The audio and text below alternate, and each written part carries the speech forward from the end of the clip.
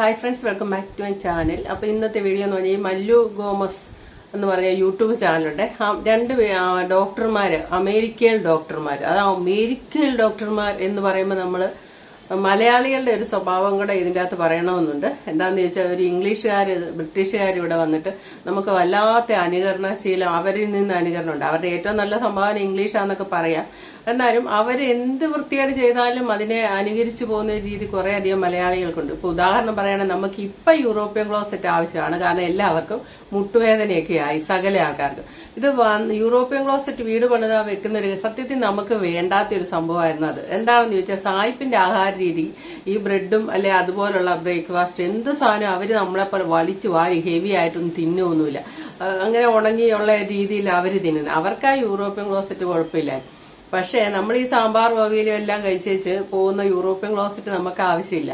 നമുക്ക് നാടൻ നമ്മുടെ ഒക്കൂസായിരുന്നു ആവശ്യം. പക്ഷെ അങ്ങനെ അതൊരു ഉദാഹരണം ഞാൻ പറഞ്ഞതേ ഉള്ളൂ. എനിക്ക് തോന്നിയത് അങ്ങനെ എല്ലാ കാര്യത്തിലും മന്ദമായ അനുകരണം നടത്തുന്നവരാണ് മലയാളി. സായിപ്പ് ഉണ്ടാക്കി വെച്ച നിയമങ്ങളാണ് ഇപ്പോഴും ഇവിടെ പോലീസ് ഡിപ്പാർട്ട്മെന്റിലും അവിടെ ഇവിടെയൊക്കെയുള്ള. എല്ലാം നല്ലതൊന്നുമല്ല. ഇന്നാലും ഞാൻ വീഡിയോ പറഞ്ഞില്ലേ, താഴോട്ട് വരുമ്പോൾ ഈ സേർ എന്ന് പറഞ്ഞാൽ അങ്ങോട്ടൊരു മറുപടിയും പറയില്ല. പോലീസിന്റെ തലപ്പത്തിരിക്കുന്ന ആൾ താഴെയുള്ള ആൾക്കാരെ വിളിച്ചാൽ ഒരു മറുപടിയും പറയാൻ പറ്റില്ല. മൊത്തം എപ്പോഴും ഇങ്ങനെ ഈ അടിമകൾ നിൽക്കുന്ന പോലെ സേർ എന്ന് പറഞ്ഞ് നിൽക്കുകയുള്ളൂ. അങ്ങനെയൊക്കെയുള്ള കീഴ്വഴക്കങ്ങൾ ഒത്തിരിയും തന്നിട്ടുണ്ട്. അതേപോലെ ഇവരിപ്പോ അമേരിക്ക പോയിട്ട് ഈ മല്ലു ഗോമസ് ഫാമിലി എന്താ ചെയ്യുന്ന ചോദിച്ചാൽ, കിടപ്പറ രംഗങ്ങളെല്ലാം കാണിക്കുക. പാശ്ചാത്യ സംസ്കാരം നമ്മുടെ നാട്ടിൽ കൊണ്ടുവന്ന് നമ്മളെ ഒരു മാറ്റത്തിന് വേണ്ടി ശ്രമിക്കുന്ന രണ്ട് ഇൻഫ്ലുവൻസറാണ്. ഇവരെ എടുത്ത് വലിയ ചാനലുകളൊക്കെ ഇന്റർവ്യൂ നടത്തിയിട്ടുണ്ട്. ഇപ്പൊ വളർന്നു വരുന്ന പിള്ളേർ വിചാരിക്കുന്ന ഇത്രയും സ്റ്റാൻഡേർഡ്, അതായത് രണ്ട് ഡോക്ടർമാരും കൂടെയൊക്കെയാണ് ഇവരൊക്കെ അല്ലേ ഇങ്ങനെയാണ്. അപ്പൊ കഴിഞ്ഞ വർഷം ഒരു പെൺകുട്ടി ഇവനെതിരെ നല്ലപോലെ പ്രതികരിച്ചിട്ടുണ്ടായിരുന്നു. അത് ജസ്റ്റ് ഒന്ന് കേൾപ്പിക്കാം.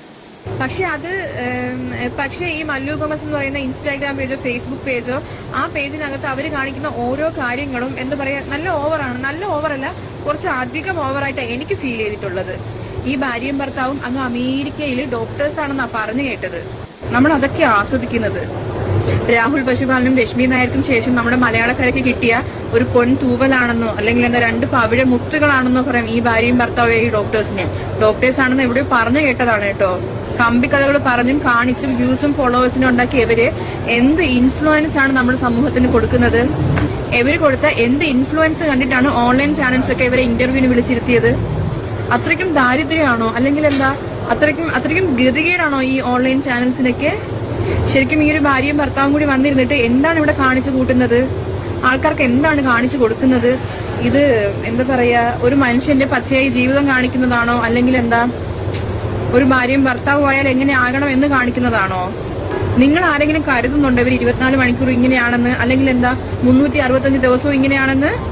ഇങ്ങനെയുള്ള ഇത്രയും ഓപ്പൺ മൈൻഡ് ആയിട്ടുള്ള ഒരു ഭാര്യയോ ഭർത്താവിനെയോ എനിക്ക് കിട്ടിയില്ലല്ലോ എന്നോർത്ത് വിലപിക്കുന്നവരോട് അല്ലെങ്കിൽ വിലപിച്ചവരോട് നമ്മളൊക്കെ ഈ കാണുന്നത് ഇവരുടെയൊക്കെ ജീവിതത്തിലെ ഒരു ക്യാമറയുടെ മുമ്പിലുള്ള ഒരു 10-15 മിനിറ്റിലെ ജീവിതം മാത്രമാണ്. പിന്നെ അണ്ണൻ ചേച്ചിയുടെ ഭാഗ്യമാണെന്നും ഈ ചേച്ചി അണ്ണന്റെ ഭാഗ്യമാണെന്നൊക്കെ പറയുന്നവരോട് ഇതൊക്കെ വീട്ടിനകത്ത് കാണിച്ചാൽ പോരെ?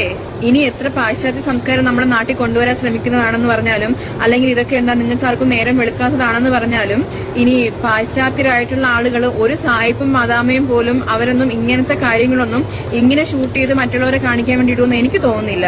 ഈ പെൺകുട്ടി പറഞ്ഞതാണ് അതിന്റെ സത്യം. പാശ്ചാത്യ സംസ്കാരം ഇവിടെ കൊണ്ടുവരാനായിട്ട് നോക്കുക. എന്താണെങ്കിലും ചെറിയ കുട്ടികളൊക്കെ കണ്ടു വളരുകയൊക്കെ ചെയ്യുമ്പോഴത്തേന് അമേരിക്ക പോയ എങ്ങനെയാ, അല്ലെ അമേരിക്കൻ രീതി. ഇവിടെ ഇപ്പൊ എല്ലാം നമ്മുടെ സംസ്കാരമേ മോശമാണ്. നമ്മളെല്ലാം ഇങ്ങനെ അടച്ചു വെക്കുന്നു, ഫ്രീ ഇല്ല, എല്ലാം ഇങ്ങനെ തുറന്നിട്ടുണ്ട്. അങ്ങനെ ഇപ്പം ഏതായാലും ഇവരുടെയൊക്കെ സ്വാധീനം നമ്മൾ കാണുന്നുണ്ട്. ഞാൻ തന്നെ പല വീഡിയോ ചെയ്തിട്ടുണ്ട്.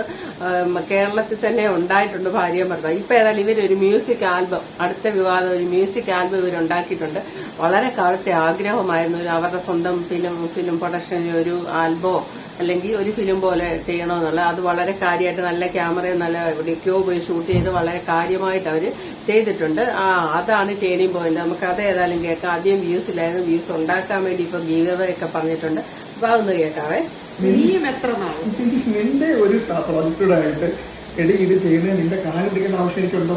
നീ എനിക്ക് റെമ്യൂണറേഷൻ ഇതുവരെ തന്നില്ല. നിനക്ക് റെമ്യൂണറേഷൻ നിനക്ക് ഗണ്ടയും തരത്തില്ല. ഞാൻ വേറെ അഭിനയിച്ചാൽ മതി, മനസ്സിലായോ? ഡാഡി, ഈ പാട്ട് ഞാൻ കത്തിക്കും.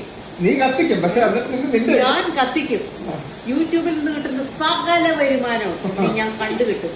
അതല്ല എന്റെ പേരില്ല. അപ്പൊ എല്ലാവർക്കും നമസ്കാരം. Mallu Gomez is here, Dr. Tenny. So finally the wait is over. We are super excited. Parvagal Marandai is releasing on the 22nd. അപ്പോൾ നമ്മുടെ മ്യൂസിക് വീഡിയോ അങ്ങനെ ഫൈനലി റിലീസ് ആവുകയാണ് ഫ്രൈഡേ ദ 22nd. നമ്മൾ ഭയങ്കര എക്സൈറ്റഡ് ആണ്. It is a beautiful Tamil melody song.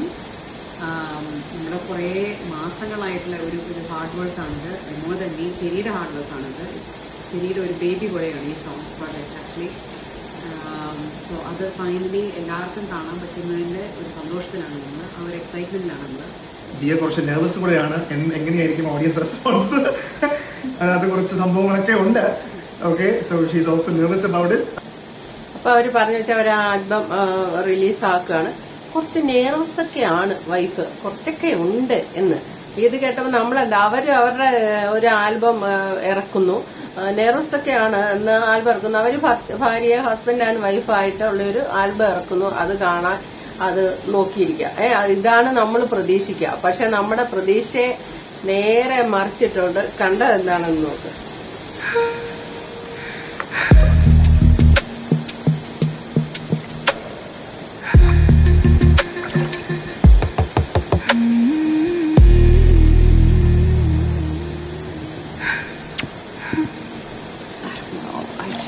keep thinking about everything that I'm risking. I don't know if I should be doing this. Hey. You're choosing yourself. And you deserve that.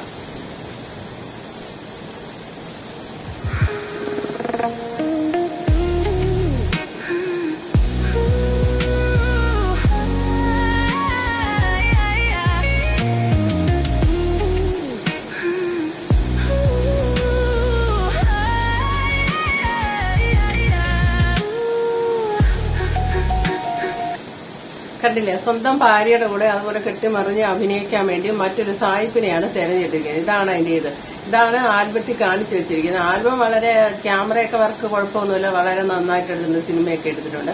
പക്ഷെ നമ്മൾ നോക്കുമ്പോൾ ഇവരെന്താണ് ഈ കാണിച്ച ആൽബത്തിൽ? സ്വന്തം വൈഫിനെ വേറൊരാൾക്ക് കെട്ടിപ്പിടിക്കാനും എല്ലാത്തിനും വേണ്ടിയുള്ള സീനിന് വേണ്ടി അഭിനയിക്കാൻ പറ്റും. ഇത് ഈ സ്ഥാനത്ത്, ഈ ഒരു വൈഫിന്റെ സ്ഥാനത്ത് അയാൾക്ക് മറ്റൊരു നടിയെ തെരഞ്ഞെടുത്തൂടെ? അതാണ് ഇവിടുത്തെ ചോദ്യം. അയാൾക്ക് അയാളുടെ വൈഫിന്റെ സ്ഥാനത്ത് അല്ലെങ്കിൽ സായിപ്പിന്റെ സ്ഥാനത്ത് അയാൾ ഗോമസ് അഭിനയിച്ചുകൂടെ?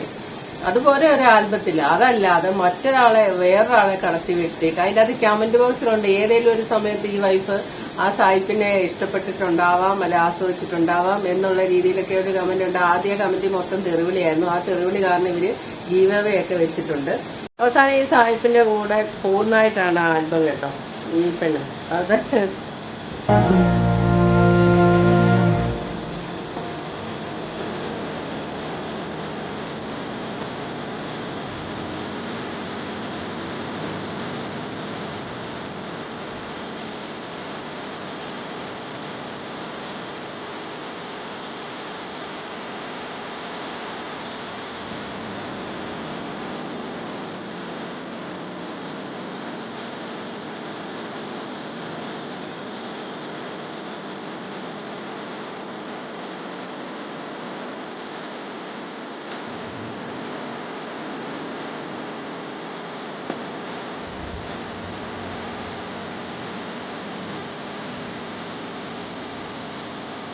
അതിനെ ഒരു ഓർമ്മയെ ഓർത്തു. പക്ഷെ സായിപ്പിന്റെ കൂടെ പെണ്ണ് പോയതായിട്ടാണ് കാണിക്കുന്നത്. അപ്പൊ ഇനി ഇവര് പറയുന്ന കേൾക്കാം.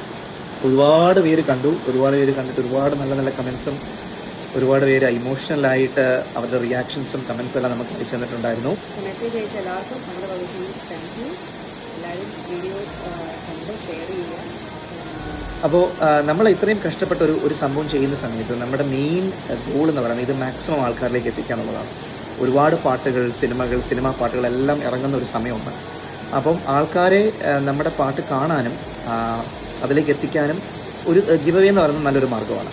അപ്പോൾ അതുകൊണ്ട് നമ്മുടെ ഒരു വലിയ ഗിവ് അവേ അനൗൺസ് ചെയ്യാൻ പോവുകയാണ്, which is 1 lakh rupees. Okay, give away വിന്നറിന് നമ്മുടെ പാട്ട് കണ്ട് ആ പാട്ടിൽ കമൻറ്റ് ചെയ്യുന്ന വ്യക്തികളിൽ നിന്നുമായിരിക്കും നമ്മളൊരു വിന്നറിനെ ചൂസ് ചെയ്യാൻ പോകുന്നത്. അപ്പോൾ ഇതിൻ്റെ വിന്നർ ഒരു റാൻഡം വിന്നർ ആയിട്ടില്ല. നമ്മൾ കമൻറ്റ് വായിച്ചിട്ട് ആ കമൻറ്റിൽ നിന്നുമായിരിക്കും നമ്മൾ വിന്നറിനെ ചൂസ് ചെയ്യുന്നത്. കാരണം കഴിഞ്ഞ 2 ഗിവ് അവേസും റാൻഡം ആയിരുന്നു. അപ്പോൾ ഇത് ഇത്രയും വലിയൊരു തുക ആയതുകൊണ്ടും അതുപോലെ കൃത്യമായിട്ടൊരു വ്യക്തിയിലേക്ക് എത്തിക്കണം എന്നുള്ളതുകൊണ്ടും നമ്മൾ കമൻറ്റ് വായിച്ചിട്ട് ഏറ്റവും ജെനുവനായിട്ട് ആ കമൻറ്റ് ചെയ്ത വ്യക്തികളായിരിക്കും നമ്മൾ കമൻറ്റ് ചെയ്യാൻ, നമ്മൾ വിന്നറായിട്ട് ചൂസ് ചെയ്യാൻ പോകും. ഓക്കെ, അപ്പോൾ ഇൻസ്ട്രക്ഷൻസ് ക്ലിയർ ആയിട്ട് പറയാം. നമ്മുടെ മല്ലു ഗോമസ് പ്രൊഡക്ഷൻസിൻ്റെ യൂട്യൂബ് ചാനൽ പാർവികൾ മറந்தாയി എന്ന് പറയുന്ന നമ്മുടെ പാട്ടിൻ്റെ താഴെയാണ് നിങ്ങൾ കമൻറ്റ് ചെയ്യാനായിട്ട്. അവിടുത്തെ കമൻസിൽ നിന്നുമായിരിക്കും നമ്മൾ വിന്നറിനെ ചൂസ് ചെയ്യുന്നത്. ഓക്കെ, ഇത് നമ്മൾ അനൗൺസ് ചെയ്യാൻ പോകുന്നത് ഈ പാട്ട് 5 മില്യൺ വ്യൂസ് ആകുമ്പോഴാണ്. ഓക്കെ, അതായത് 50 ലക്ഷം വ്യൂസ്. ഓക്കെ, 50 ലക്ഷം നമ്മുടെ കേരളത്തിനൊന്നുമല്ല. അതുപോലെ തന്നെ തമിഴ് പാട്ടായതുകൊണ്ട് നമ്മളിത് തമിഴ് സംസാരിക്കുന്ന ആൾക്കാരിലേക്കും എത്തിക്കാൻ ശ്രമിക്കുന്നതായിരിക്കും. അപ്പോൾ അതിനും നിങ്ങളുടെ സഹായം എനിക്ക് വേണം. മാക്സിമം ആൾക്കാർക്ക് ഷെയർ ചെയ്ത് കൊടുക്കുക ഈ പാട്ട്. എത്രയും പെട്ടെന്ന് വ്യൂസ് നമുക്ക് കൂട്ടാൻ പറ്റുന്നു അത്രയും പെട്ടെന്ന് നമുക്ക് വിന്നർ അനൗൺസ് ചെയ്യാൻ പറ്റും. The giveaway is for 1 lakh rupees, 1 ലക്ഷം രൂപയാണ്. Okay, all right. So thank you very much. എല്ലാവരുടെയും സപ്പോർട്ട് ഒരുപാട് സന്തോഷമുണ്ട്. ഒരുപാട് നല്ല കമൻസും സപ്പോർട്ട് നമുക്ക് ഓൾറെഡി കിട്ടി. അതിനൊരുപാട് സന്തോഷം. Thank you. നമസ്കാരം. ഗീവ് അവേ ഒക്കെ കൊടുത്തപ്പോൾ എന്ത് സംഭവിച്ചെന്ന് ചോദിച്ചാൽ, ആദ്യകാലത്ത് വളരെയധികം കമന്റിൽ വൃത്തിയോടെ എഴുതിയിട്ടുകൊണ്ടിരുന്ന മലയാളി നേരെ മറുകണ്ഠം ചാടി നല്ല കമന്റ് ഒക്കെ ഇടാൻ തുടങ്ങി. സമ്മാനം കിട്ടുന്നുണ്ടാവും, മലയാളികൾക്ക് ഒരു പ്രശ്നമില്ല, നല്ല കമന്റുകൾ തന്നെ ഇട്ടു. ആദ്യമൊക്കെ വളരെ തെറിവിളി നല്ലപോലെ നടത്തിയിരുന്നതാണ്. അതിപ്പോൾ നേരെ തിരിഞ്ഞ് സമ്മാനം കിട്ടുന്ന മലയാളികൾ മാറിയിട്ടുണ്ട്. സത്യത്തിൽ ഇവര് ഇതിനെപ്പറ്റി പറയണ്ട, ഈ ആൽബം ലാസ്റ്റ് അതായിട്ട് പോകുന്നു, പഴയ ഓർമ്മ സായിപ്പിനും കൂടെ പെണ്ണിറങ്ങി പോയി കഴിയുമ്പോൾ ഇദ്ദേഹം പഴയ ഓർമ്മ അയവിറക്കുന്നതൊക്കെയാണ് ഇങ്ങനെ കാണിച്ചുകൊണ്ടിരിക്കുന്നത്.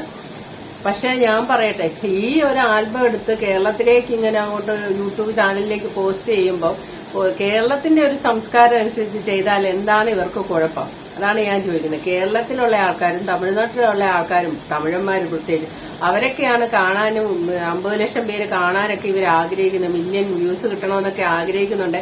നമ്മുടെ സംസ്കാരം അനുസരിച്ചിട്ടാ പോരെ? അതോ ഇവരെന്താ, ഇവർ ഇൻഫ്ലുവൻസർ ആയതുകൊണ്ട് നമ്മുടെ സംസ്കാരത്തെ തിരിച്ച് ഇടാനാണോ ഇവർ ശ്രമിക്കുന്നത്? അതായത് സ്വന്തം ഭാര്യയെ മറ്റൊരുത്തിന് കൊടുക്കുന്ന ഒരു മെസ്സേജ് അല്ലേ ഇതിന്റെ അകത്ത് കാണിക്കുന്നത്? വേറൊരാളെ ആയിട്ട് അഭിനയിക്കുമ്പോൾ കഥ അങ്ങനെയാവാം. പക്ഷെ ഇവര് അഭിനയിക്കുമ്പോൾ ഇവര് ഭാര്യയും ഭർത്താവാണ്, ഭർത്താവ് ഡയറക്ഷനോ, അവരൊക്കെ ഡയറക്ഷൻ ചെയ്യുന്നതിനകത്ത് ഭാര്യ വേറൊരാളും കൂടെ കിടന്ന് അഭിനയിക്കുന്നത്. അപ്പൊ അതിലൂടെ കിട്ടുന്ന ഒരു മെസ്സേജ് എന്താണ്? ഇവര് കൊടുക്കാൻ ഉദ്ദേശിക്കുന്ന മെസ്സേജ് എന്താണ്?